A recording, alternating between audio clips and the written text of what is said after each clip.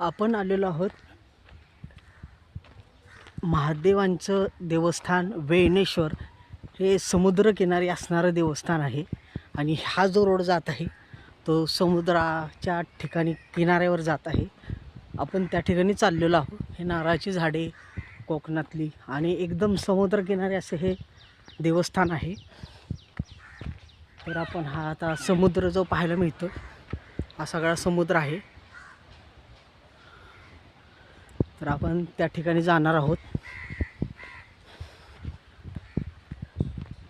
ही सगळी नारळाची झाडं आहेत. हे राहण्यासाठी लोकांचे बंगलोज भाड्याने दिलेले आहेत. आणि अथांग हा महासागर आपल्या समोर उभा आहे. सगळ्या येणाऱ्या लाटा ह्या आता आपणास दिसणार आहेत. आता हा समुद्र आपणास दिसतोय.